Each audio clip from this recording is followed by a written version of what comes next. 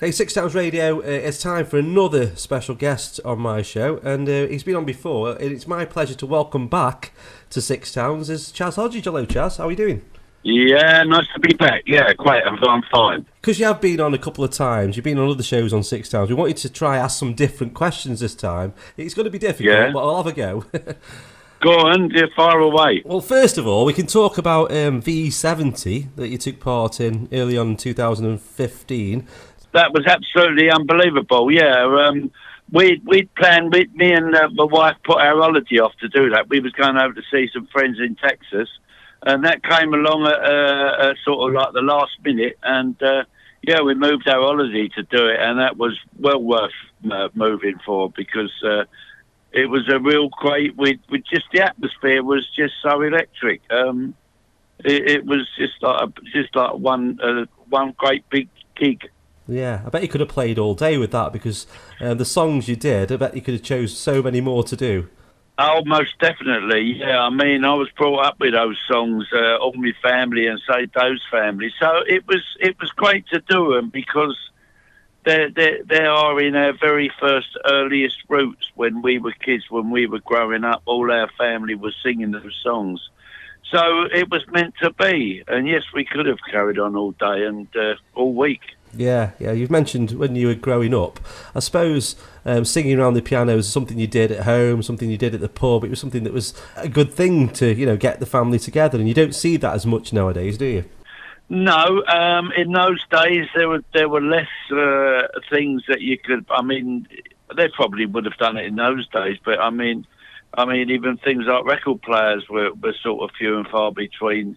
Everybody had a radio, but most people in London had a piano. Not everybody could play the piano. And that's why my mum was so popular down the street. She was a great piano player, and she was invited to anything going on.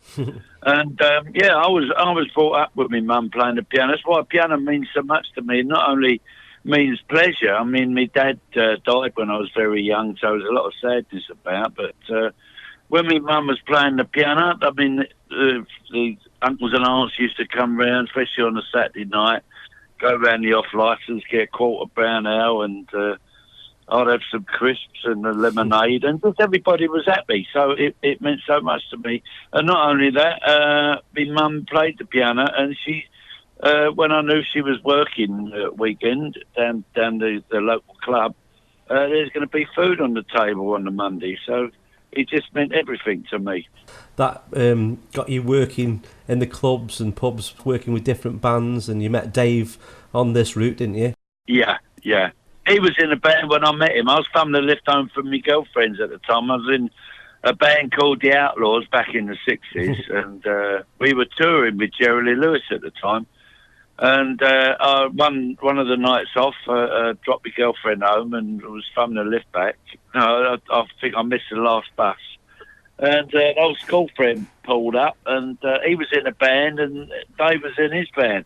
And we struck up a friendship. We never thought of getting together professionally because we were both bass players.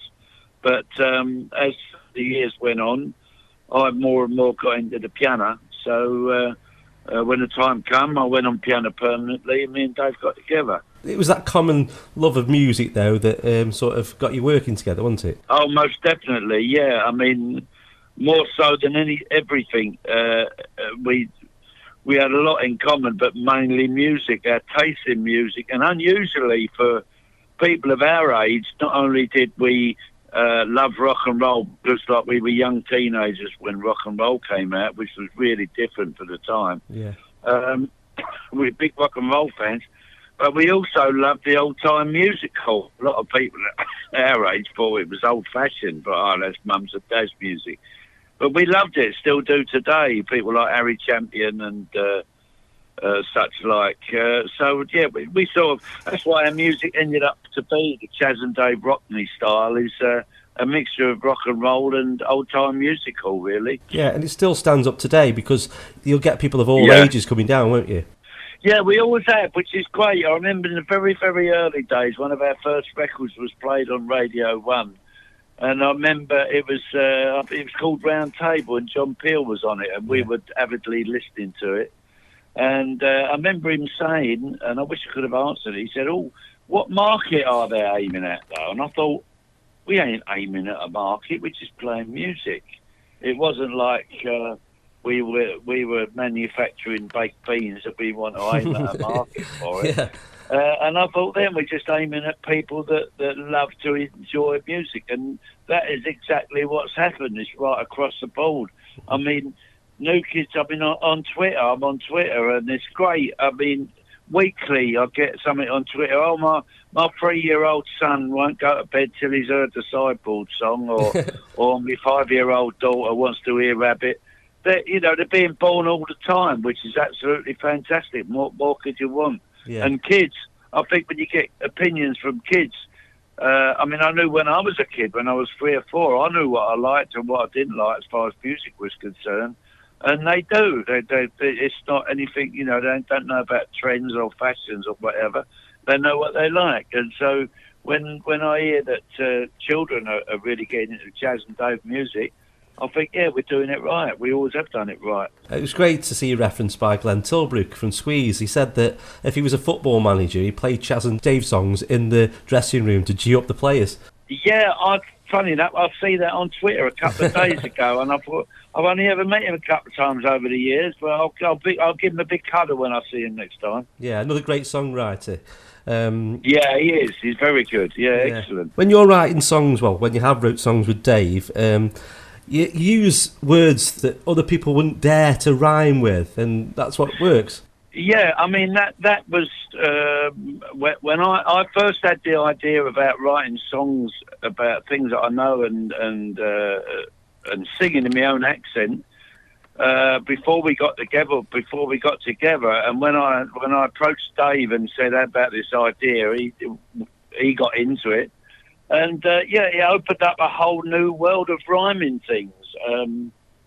Just things that would never rhyme in an American accent was rhyming in their own accent. So it was so obvious. Once I started doing it, it was so obvious that everybody should do it. It's not that sometimes people might have got the wrong idea in the early days that we were flying the flag for London or whatever. It was nothing to do with that. It was just that people, wherever they come from, should sing in that accent. Because, I mean, I was doing an interview with someone from Wolverhampton, and that's fantastic. I mean, all fantastic accents around the country. Yeah. So they should keep their accent and sing in that accent because it's unique to them and it's honest. And that's all we were saying, is that, people should do that. That's what we've done, simply that. Just we sing in the accent that we were brought up to speak. That's great. And something else I've read is that you and Dave split the royalties 50-50. Doesn't matter who writes what. You've always done that. Everything goes down halfway. Well, we did that from the off. Don't matter who writes what. I mean, Gertrude, for instance, and Rabbit were almost like 50-50. But ain't no pleasing. I mean, I wrote that completely myself in bits. We did have a go at writing some lyrics together. It didn't work.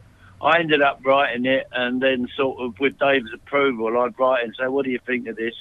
So that was like my song.